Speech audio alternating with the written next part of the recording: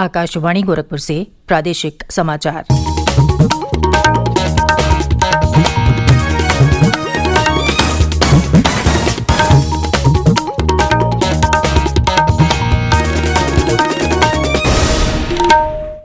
नमस्कार, समाचार बुलेटिन के साथ मैं सुकीर्ति अस्थाना। पहले मुख्य समाचार। प्रधानमंत्री नरेंद्र मोदी ने आत्मनिर्भर भारत के लक्ष्य को प्राप्त करने के लिए विभिन्न सुधारों के माध्यम से विश्व स्तरीय समुद्री ढांचागत सुविधाएं तैयार करने पर दिया जोर। राज्यपाल आनंदीबेन पटेल ने कहा, नई राष्ट्रीय शिक्षा नीति में संस्कृत के अध्ययन को दिया गया है बढ़ावा।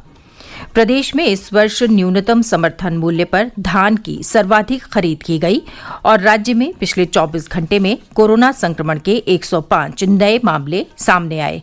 98 मरीज हुए स्वस्थ।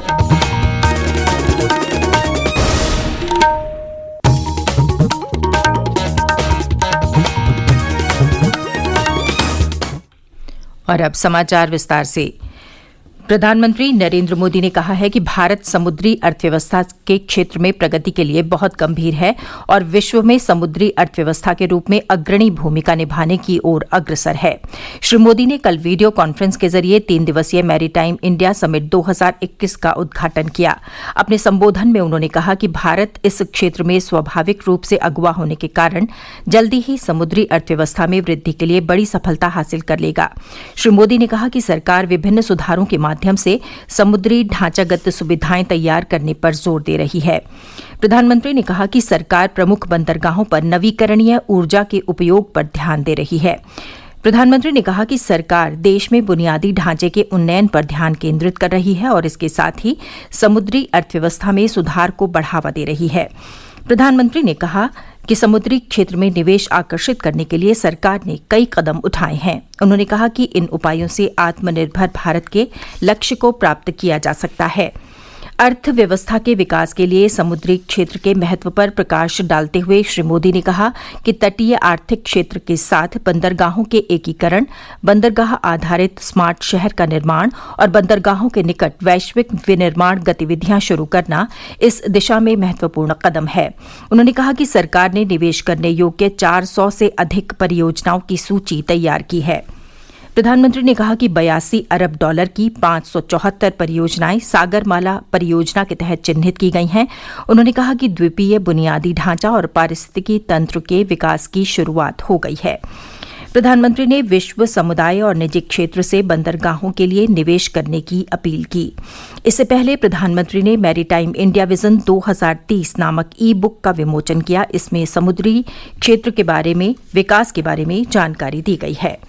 प्रदेश की राज्यपाल और कुलाधिपति आनंदीबेन पटेल ने कहा कि भारत को एकता के सूत्र में बांधने में संस्कृत भाषा और सनातन संस्कृति की महत्वपूर्ण भूमिका है। उन्होंने नई पीढ़ी को संस्कृत के प्रति जागरूक करने की आवश्यकता पर बल देते हुए कहा कि संस्कृत के प्रचार प्रसार के लिए विद्वानों को आगे आना होगा।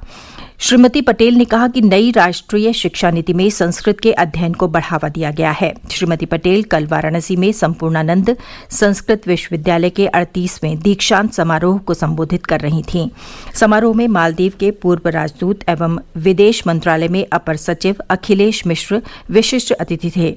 अपने संबोधन में श्री मिश्र ने कहा कि भारत की एकजुटता की परंपरा की झलक संस्कृत में मिलती है। संस्कृत के कारण ही भारत विविधता वाला देश होते हुए भी अपने लोकतांत्रिक मूल्यों को बरकरार रख सका। विधानसभा में कल राजनीतिक मुकदमों को सरकार द्वारा वापस लेने का मुद्दा छाया रहा। सत्ता पक्ष ने सदन को अवगत कराया कि सरकार ने दलगत भावना से अलग हटकर राजनीतिक मुकदमों को वापस लिया है, जबकि पिछली सरकार में आतंकवाद से जुड़े लोगों के मुकदमे वापस लिए गए थे। सरकार के जवाब से संतुष्ट न होने पर विपक्ष ने कई बार सदन में हंगामा किया और सरकार पर सदन को गुमराह करने का आरोप लगाया। एक अन्य प्रश्न के उत्तर में बेसिक शिक्षा राज्य मंत्री स्वतंत्र प्रभार सतीश चंद्र द्विवेदी ने बताया कि प्रदेश के नगर क्षेत्र में सहायक अध्यापक और प्रधान अध्यापक के पद रिक्त हैं। नगर क्षेत्र में संचालित 4,490 प्राथमिक विद्यालयों में 5,46,157 छात्र पंजीकृत हैं, जिसके सापेक्ष 9,467 शिक्षक और 3,843 शिक्षा मित्र कार्यरत हैं। उधर विधान परिषद में कृषि कानूनों को वापस लेने, किसानों को उनकी उपज का बेहतर मूल्य दिलाने और बेरोजगारी सहित शिक्षा मित्रों का मामला गूंजा। कृषि मंत्री सूर्य प्रताप शाही ने कहा कि सरकार किसानों की हितैषी है और उनके साथ किसी तरह का अन्याय नहीं होने दिया जाएगा। उन्होंने बताया कि मौजूदा सरकार ने कई उपजों पर मंडी शुल्क शून्य कर दिया है, जिसका सीधा लाभ किसानों को होगा। उन्होंने कहा कि राज्य में कृषि मंडी व्यवस्था निरंतर जारी रहेगी, न तो किसी भी कृषि मंडी को बंद किया गया है और न ही बंद किया जाएगा। श्री शाही कल विधान परिषद में बोल रहे थे। ये समाचार आप आकाशवाणी गोरखपुर से सुन रहे हैं। प्रदेश में किसानों से इस वर्ष न्यूनतम समर्थन मूल्य एमएसपी पर धान की सर्वाधिक खरीद की गई है। अपर मुख्य सचिव सूचना नवनीत सहगल ने कल लखनऊ में बताया कि इस साल किसानों से न्यूनतम समर्थन मूल्य पर 668 लाख क्विंटल धान खरीदा गया, जो पिछले वर्ष की खरीद की तुलना में 1.5 गुना अधिक है। उन्होंने कहा कि राज्य में आगामी 1 अप्रैल से सरकारी क्रय केंद्रों पर गेहूं की खरीद भी शुरू हो जाएगी। सरकार ने इस साल गेहूं का न्यूनतम समर्थन मूल्य 1975 रुपये घोषित किया है। श्री सहगल ने बताया कि इसके लिए ऑनलाइन पंजीकरण की प्रक्रिया 1 मार्च से शुरू हो गई है। किसान fcs.up.gov.in पर पंजीकरण करा सकते हैं। प्रदेश में कोरोना संक्रमण कम होने से आर्थिक और औद्योगिक गतिविधियां तेजी से सामान्य हो रही हैं। 13 लाख से अधिक एमएसएमई इकाइयों को बैंकों द्वारा 42,785 करोड़ रुपए के बैंक ऋण का वितरण किया गया है। एमएसएमई इकाइयों के माध्यम से 30 लाख से अधिक लोगों को रोजगार के अवसर उपलब्ध कराए गए हैं। अपर मुख्य सचिव सूचना नवनीत सहगल ने कल लखनऊ में बताया कि प्रदेश में सरकार द्वारा निवेश उन्मुख नीति लाने के बाद अब उत्तर प्रदेश देश की दूसरी बड़ी अर्थव्यवस्था बन गया है। वर्ष 2017 में प्रदेश देश की अर्थव्यवस्था में 5वें स्थान पर था। उन्होंने बताया कि राज्य में मिशन रोजगार चलाया जा रहा है, जिसके अंतर्गत युवाओं को सरकारी नौकरी, रोजगार, स्वरोजगार और कौशल प्रशिक्षण के माध्यम से रोजगार उपलब्ध कराने की मुहिम चलाई जा रही है। केंद्रीय अल्पसंख्यक कार्य मंत्री मुख्तार अब्बास नकवी ने कल रामपुर में कोविड का पहला टीका लगवाया। उन्होंने कहा कि भारत में बनी कोरोना वैक्सीन पूरी तरह सुरक्षित है और सभी लोगों को अपनी बारी आने पर वैक्सीन लगवानी चाहिए। एक अन्य कार्यक्रम में भाजपा कार्यकर्ताओं को संबोधित करते हुए श्री नकवी ने कहा कि प्रधानमंत्री नरेंद्र मोदी विकास और सुशासन का प्रमाणित ब्रांड बन गए हैं। उन्होंने बिना किसी भेदभाव के समावेशी विकास और सशक्तिकरण के संकल्प के द्वारा जरूरतमंदों तक विकास की रोशनी पहुंचाने का सफल प्रयास किया है। उन्होंने कहा कि विकास के नाम पर सिर्फ बयानबाजी के सहारे सियासत की सीढ़ियां चढ़ने के दिन लद गए हैं। जनता विकास में विश्वास रखती है। प्रदेश में पिछले 24 घंटे में कोरोना संक्रमण के 105 नए मामले सामने आए हैं, जबकि इस दौरान 98 मरीज स्वस्थ हुए। राज्य में इस समय कोविड-19 के सक्रिय मामलों की संख्या 2082 है। प्रदेश में कोरोना की जांच का कार्य तेज गति से चल रहा है। विगत सोमवार को 1,09,870 कोविड नमूनों की जांच की गई। अब तक 3,15,05,760 कोविड नमूनों की जांच की जा चुकी है। मिर्जापुर स्थित मां विंध्यवासिनी अष्टभुजा और काली मां के परिक्रमा मार्ग को चौड़ा बनाया जाएगा, जिससे श्रद्धालुओं को आने जाने में परेशानी न हो। जिला प्रशासन ने विंध्य कॉरिडोर के अंतर्गत परिक्रमा मार्ग को चौड़ा करने का काम शुरू कर दिया है।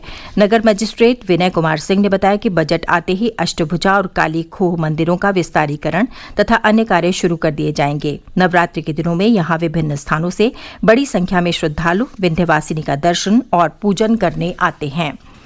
भारतीय स्टेट बैंक ने आवास ऋण पर ब्याज दर 6.7% कर दी है। बैंक ने कहा है कि 75 लाख रुपए तक का आवास ऋण लेने वालों के लिए ब्याज की दर 6.7% होगी और 75 लाख से अधिक का ऋण लेने के लिए ब्याज दर 6.75% रहेगी। ब्याज दरों में छूट कर्ज लेने वालों के सिबिल स्कोर पर निर्भर करेगी। और अंत में इस बुलेटिन के मुख्य समाचार एक बार फिर। प्रधानमंत्री नरेंद्र मोदी ने आत्मनिर्भर भारत के लक्ष्य को प्राप्त करने के लिए विभिन्न सुधारों के माध्यम से विश्व स्तरीय समुद्री ढांचागत सुविधाएं तैयार करने पर दिया जोर। राज्यपाल आनंदीबेन पटेल ने कहा, नई राष्ट्रीय शिक्षा नीति में संस्कृत के अध्ययन को दिया गया है बढ़ावा। प्रदेश में इस वर्ष न्यूनतम समर्थन मूल्य पर धान की सर्वाधिक खरीद की गई और राज्य में पिछले 24 घंटे में कोरोना संक्रमण के 105 नए मामले सामने आए, 98 मरीज हुए स्वस्थ। इसके साथ ही समाचार बुलेटिन समाप्त हुआ। नमस्कार।